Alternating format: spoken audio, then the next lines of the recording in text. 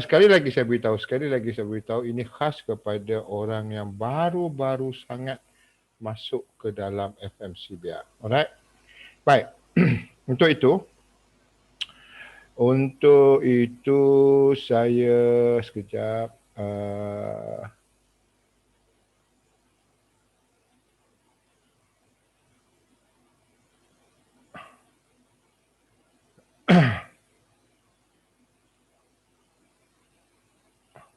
saya akan cuba untuk menulis di sekitar sini ya. Alright.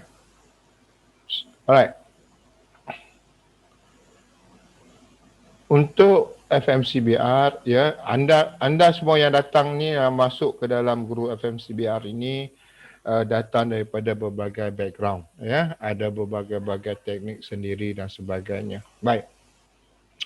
Itu tak ada masalah. Cuba kita tenangkan fikiran dan kita lihat bagaimanakah FMCBR ini bekerja dalam menentukan ataupun melihat kepada pergerakan market.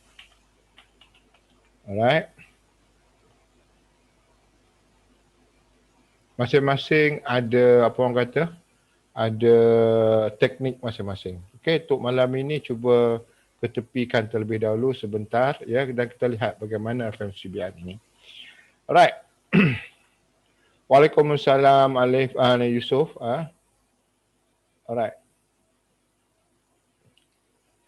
FMCBR seperti biasa sentiasa saya memberitahu bahawasanya dia terbagi kepada dua bahagian. Alright. Yang pertama adalah berkenaan dengan FM ataupun Fibonacci. Right? Yang kedua adalah berkenaan dengan PA ataupun price action.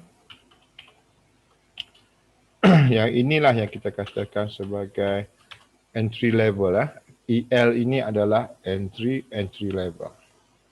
Alright. Untuk Fibonacci ini terbagi kepada dua bahagian, which is ini adalah merupakan take profit. Alright, satu bahagian adalah take profit. Dan satu bahagian lagi adalah analisa lah, saya letak analisa ending kepada journey ataupun movement market.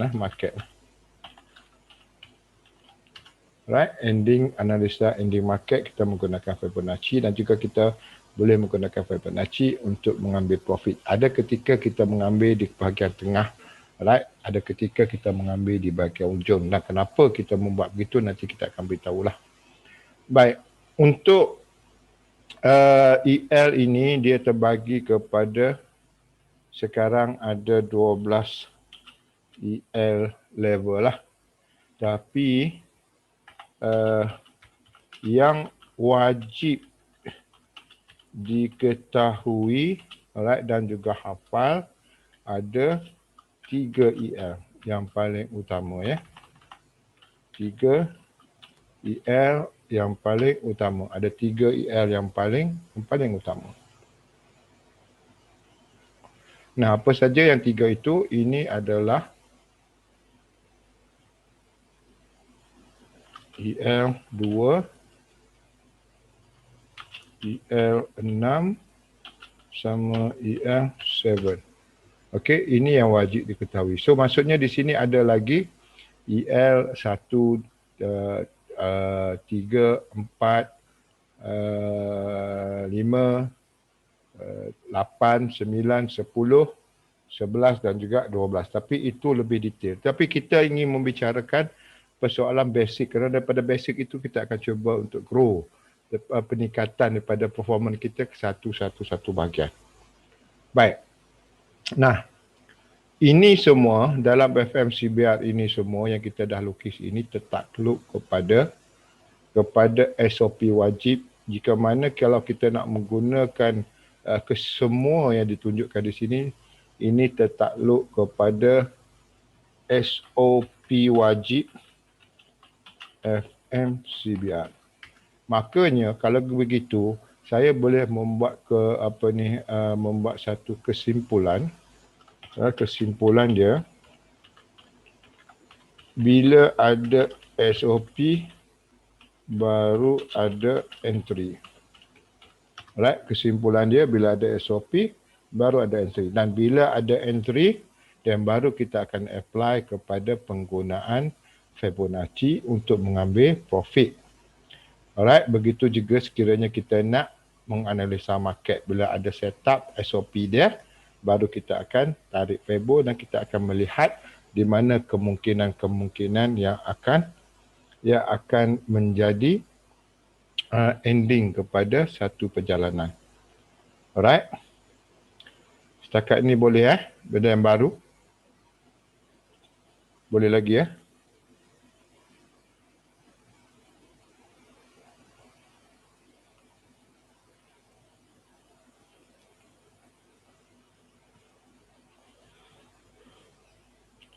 Fazli, KB Tengku Juh ya?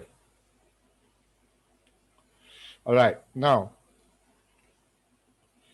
kita akan melihat kepada, alright, sebentar saya gerakkan. Kita akan melihat kepada apa yang menjadi penting kepada silibus kita malam ini. Yang pertama, alright, kita akan cuba huraikan apakah SOP dia. Sebab tanpa SOP makanya benda yang kita dah tulis ini tak berguna langsung. Kemudian nombor 2, malam ini juga kita akan cuba huraikan bagaimana melihat trend dan pullback, dan apa yang dimasukkan dengan trend dan apa yang dimasukkan dengan pullback. Alright, then malam ini juga kalau ada masa kita akan cuba untuk melihat kepada Fibonacci. Dan kenapa Fibonacci yang terakhir? Kerana tanpa ketiga pemahaman ini, yang ini tak berguna langsung. Alright, kalau kita tidak tahu SOP dia, kita tak tahu mana trend, kita tak tahu mana pullback, kita tarik Fibonacci pun bersepah-sepah.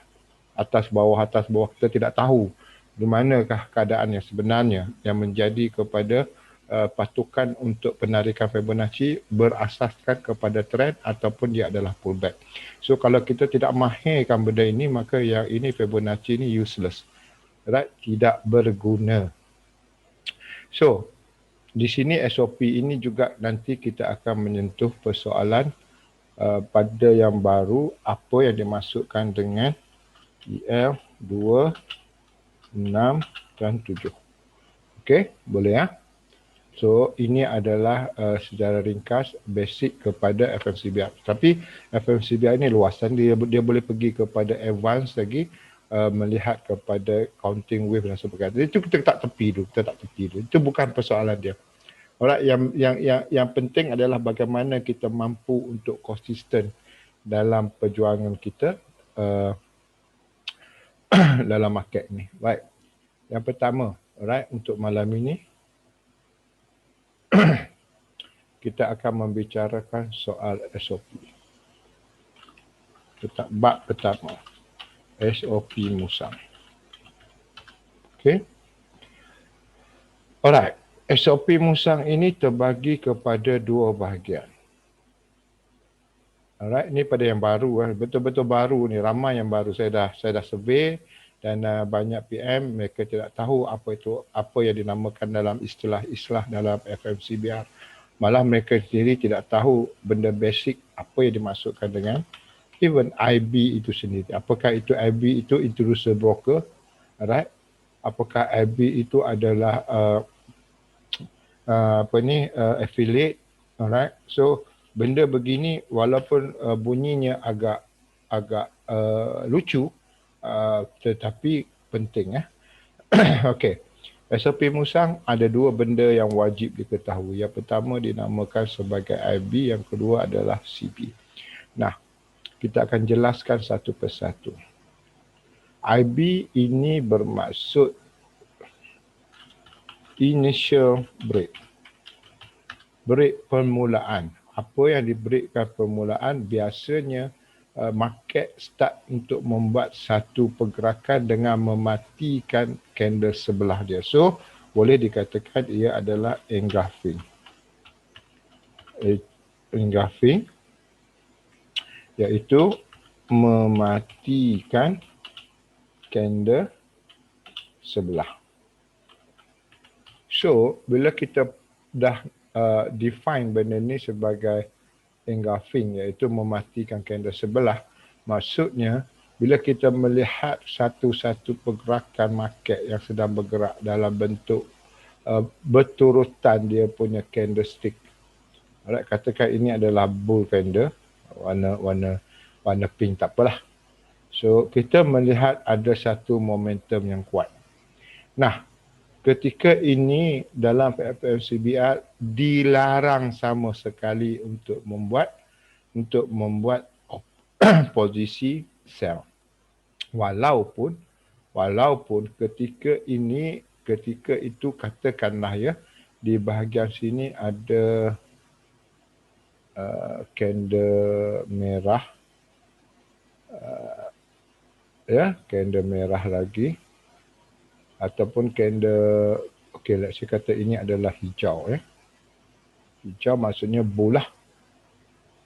Kemudian merah ini datang, alright.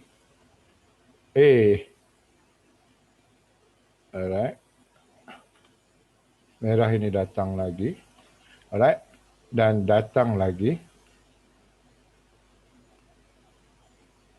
Alright. Dan ketika ini dia telah membentuk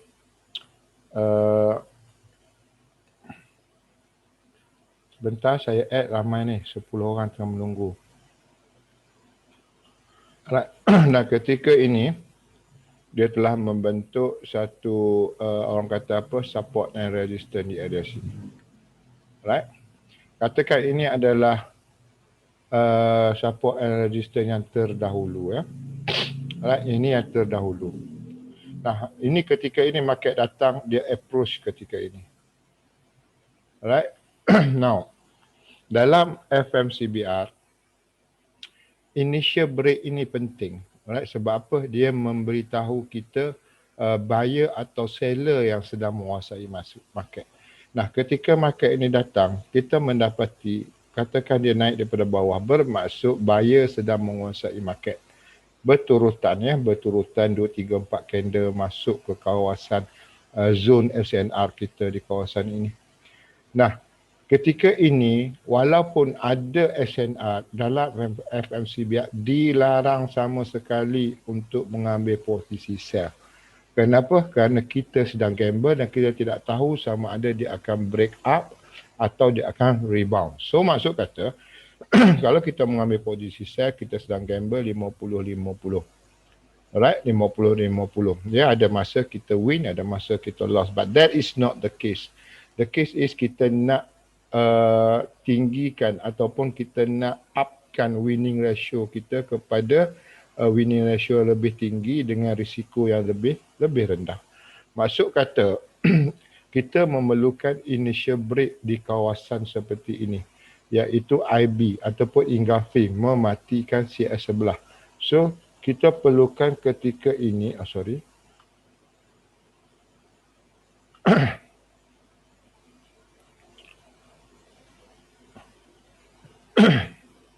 kita perlukan ketika ini ada satu candle bear. Alright, mematikan candle bull ya, mematikan candle bull ini. Candle bull ini ya dimatikan. So saat inilah makanya kita mengatakan berlakunya engulfing. Itu adalah SOP yang pertama yang kita tunggu. Alright, so that kita tahu bahawasanya sekarang ini seller sedang memasuki market dengan cuba untuk mematikan volume buyer yang mana sekarang ini telah pun menjadi trend ya daripada bawah ini. So kita perlukan seller. So kita nak ikut seller. Kita bukan mau jadi seller ketika orang lain menjadi buyer. No. It's not the case. So sekarang ni kita nak menjadi seller ketika ramai orang menjadi seller. So apakah indication yang memberikan tahu memberitahu kita bahawasanya ramai orang yang sedang sell berlaku engulfing di kawasan SNR. Okey, itu satu. Tetapi ini pun tidak menjadikan tidak menjadikan sesuatu itu 100% tepat. Ya, dia tidak menjadikan satu-satu keputusan yang kita ambil itu masih dalam lingkungan zero risk. Tidak, masih ada risiko yang patut kita tanggung. Kenapa? Kerana ramai juga pengambilan di sini hanya sekadar pengambilan profit yang menyebabkan seller masuk market, aku dah masuk market. Badan kita kata okay, seller is about to enter the market, tetapi sebenarnya bukan sebab kerana seller yang masuk market, tetapi kerana buyer is taking the profit. Bila buyer taking a profit bermaksud, sebab apa? Ramai orang mata melihat di sini is about to take the profit. Di area ini adalah area take the profit. Alright, di area SNR dan sebagainya is about take the profit. Bila take the profit, seller yang ada seperti retail seller dan sebagainya mengambil peluang untuk sell. So mereka akan dapat melihat candle ini akan turun. But that is not the case kalau kita melihat kepada perubahan trend. It is not a reversal hanya kerana ada engulfing. Cuma kalau kita masuk, yes, kita boleh profit. But then kalau kita bercakap soal pola pertukaran trend, dia masih belum begitu kukuh hanya kerana ada IB. Nah, untuk itu, bila buyer masuk market kembali, makanya kita akan melihat benda ini akan breakout. So, apakah mekanisme yang digunakan pakai untuk memberitahu bahawasanya market sekarang ready untuk bertukar? Nah, dalam FMCBR kita ada SOP kedua yang dinamakan sebagai CB1. Alright. Nah, sebelum saya melanjutkan kepada CB1, saya mau tanya apakah IB ini telah memberikan pencerahan kepada anda bagaimana untuk melihat dia, IB itu sendiri.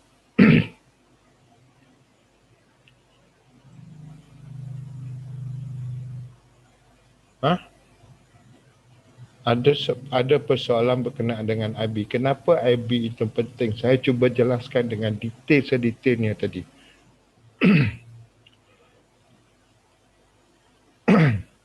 IB adalah engulfing yang mematikan CS sebelah. Tetapi ini bukanlah mekanisme yang utuh untuk memberitahu berlaku pola pertukaran. Kenapa? Di sini kemungkinan profit taking, kemungkinan retail trader masuk, kemungkinan there is no demand of buyer, no buyer yang ataupun buyer yang menunggu bila blackout di sini dan mereka akan hitap. So engulfing masih belum lagi menjadi satu benda yang 100% pasti. So untuk itu SOP kedua kita adalah okey, ada pertanyaan bila berlaku engulfing dan price bergerak ke gasan CB1. Okey, kita belum masuk bab lagi CB1. Sekarang kita akan cerita apa itu CB1. Relax dulu sebentar. Alright? Relax dulu sebentar, Sofi. Baik, untuk persoalan ataupun SOP kedua, bagaimanakah kita mampu untuk meminimalkan risiko adalah dengan adanya CB1. Adanya CB1. Dan apa yang dimaksudkan dengan CB1? Baik, untuk itu CB1 ini merupakan ibu ataupun key point kepada perjalanan market dia. Ada juga dia fail kerana apa, dia tidak berada di tempat yang sepatutnya. Dan ada juga CB1 yang saya dah beritahu, ada CB1 di pintu-pintu yang baik. Nah, kita akan go to that level. Tapi untuk malam ini kita harus ada satu pengenalan kepada apa itu IB, apa itu CB1 terlebih dahulu. Baik. Kita masuk kepada SOP kedua.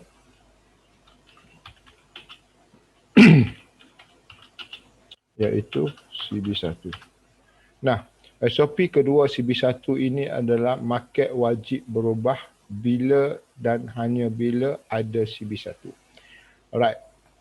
Right, kita melihat market ini biasanya dia membuat satu penurunan dan dia buat satu pullback. Kemudian dia meneruskan penurunan, itu biasa. Ini arah market ya. Nah, ketika kita melihat market ini masih lagi meneruskan penurunan, maka it is normal. Sebab apa? Sebab trend is down. Tak ada masalah. Nah, di sini kita melihat ada low yang semakin membuat new low dan new low. Itu tak ada masalah. That is normal.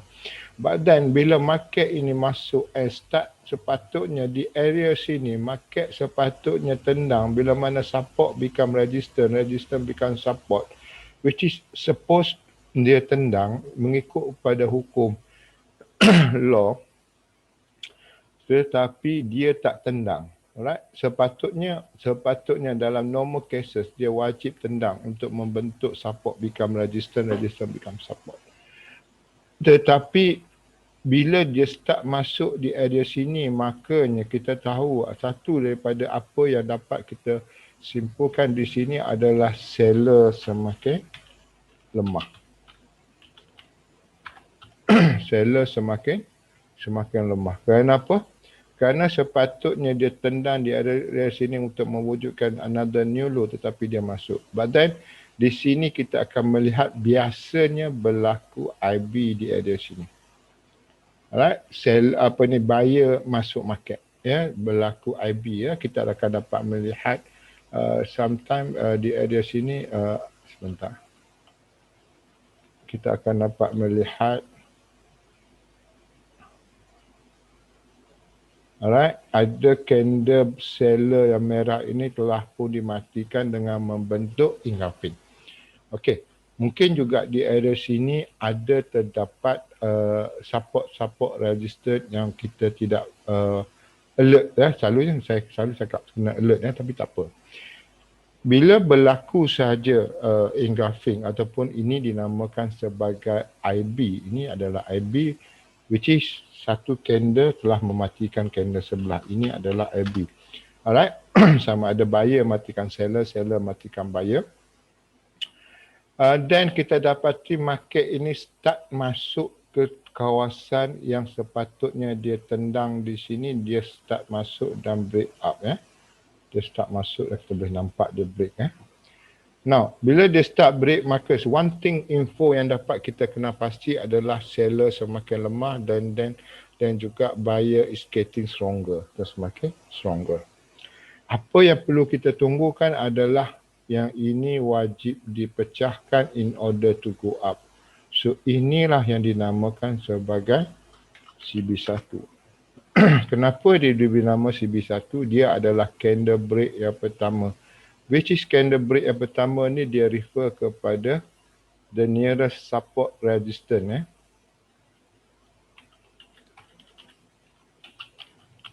In order to go up, dia kena ada support and resistance yang diwajib pecahkan.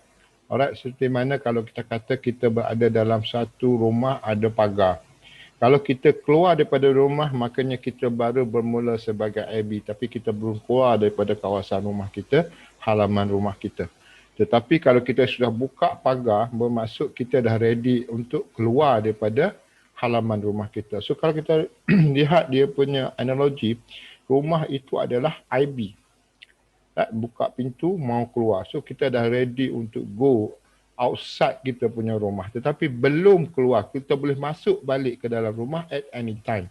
Maksud kata IB ini boleh fast, boleh jadi bull trap at any time untuk dia turun balik ke bawah sekiranya dia tak break pagar. Ini dia keluar balik. Dia turun balik. Okey.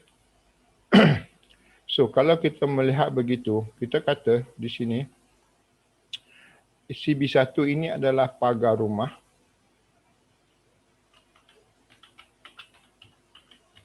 Alright. Dan IB ini adalah pintu rumah. Alright. So kalau kita kata kita mau keluar daripada rumah, kita buka pintu rumah kita. Alright. Dan kita masih lagi berlega-lega dalam halaman rumah kita. Alright, kita belum ready untuk keluar luar daripada halaman rumah kita. So kalau dia test di sini dia tendang, maksudnya kita masuk balik ke dalam rumah. So di sini kita kata ini adalah pagar rumah, which is kalau kita mampu untuk break, meaning to say that kita is ready to go out untuk keluar daripada kawasan rumah kita. Alright. Dan sekarang ni PKB, so maksudnya ramai sekarang terduduk di rumah sajalah. Alright. So now di sini biasanya selepas break dia akan masuk balik, sama ada dia mengambil order-order yang selalu ada di kawasan head and shoulder di sebelah sini. Ini adalah bahu kiri, ini kepala, dan ini adalah bahu kanan, atau dia masuk. Ini nanti kita akan bicarakan bagaimana untuk mendapat ketepatan pullback ya, belum lagi masuk bab pullback. Tetapi apa yang nak diberitahu adalah CB1 ini benda wajib. In order to go out, dia wajib dipecahkan. Wajib. In order to go up, dia wajib dipecahkan. Apa kata PKP cikgu? So sekarang ni waktu berkurung, tak boleh keluar rumah. Right, now. So di sini, di kawasan sini, alright, apakah ciri atau syarat untuk mewujudkan CB1? Alright, now. CB1 ada dia punya ciri-ciri dia. CB1 punya ciri-ciri dia. Okey. Untuk ciri CB1, Ismail Hussein, so poin CB1 cikgu kata tengok di sebelah kiri mesti akan ada line ascendant. Sometimes ada, sometimes tidak ada. Alright? Tidak selalunya yang kita lihat itu sama seperti teori, tetapi bagaimana kita nak overcome benda itu, that is the most important. So kita lihat nanti. So di sini ciri-ciri dia yang pertama adalah wajib ada new high dan new low. Maksud kata, kalau kita kata wajib ada new high dan new low ni, alright, kalau kata market ni sedang turun ke bawah, alright, saya lukis kat sini ya. Katakan market ini sedang turun ke bawah, kemudian dia buat satu low di area sini, ada satu low baru ya. Ada sini kata sini ada low ya. Ini ada low. Kemudian untuk mewujudkan CB1 di area sini dia wajib buat new low. Right, wajib buat new low. Maka dengan ini dapat kita simpulkan di antara dua low ini, CB1-nya adalah puncak di antara dua low. Ada di situ. Begitu juga kalau kita melihat kepada kenaikan, ada satu kenaikan, ada satu pullback dan ada satu lagi kenaikan. Maka di sini kita mendapati ada high sebelum dan dia ada buat another new high ya. Dia ada buat another new high.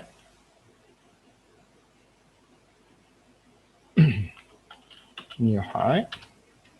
So di antara high dengan new high di sini ni yang dia break ni, yang semasa dia turun dia break, ini adalah CB1.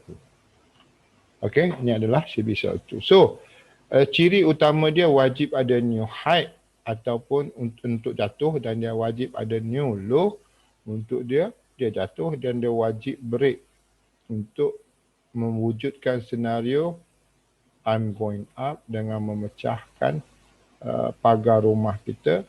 Dengan memecahkan pagar rumah, bukan sekat pintu rumah saja, pagar pun dia pecah, dia boleh jalan. Okay, now itu adalah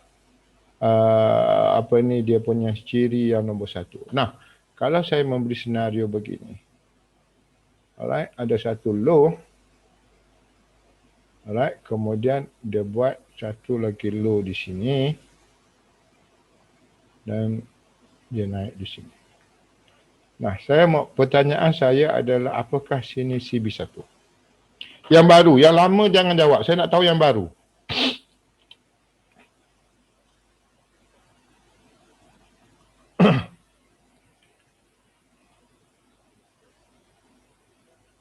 Yang baru, tolong jawab supaya saya dapat tahu. Tidak, baik, bukan, tak. Okey, baik. Baik. Alright, betul. Itu bukan CB1. Alright, dan di mana dia punya CB1? Di mana dia punya CB1? So dalam kes macam ini, kemungkinan nanti kita tengok, kemungkinan CB1 dia berada di sekitar sini. Kerana dulu CB1 dia berada di sini. Bukan di sini. Ya. Bukan di sini. Kenapa saya mengatakan CB1 dia, dalam kes ini kenapa di sini? Sebab di sini ada low terdahulu, di sini ada new low. Nah, di sini dia dah gagal buat new low, right?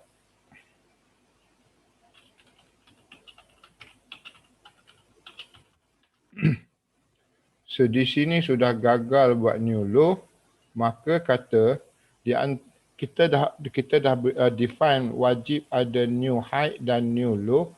So di antara low dengan new low, inilah CB1 dia, bukan di sini.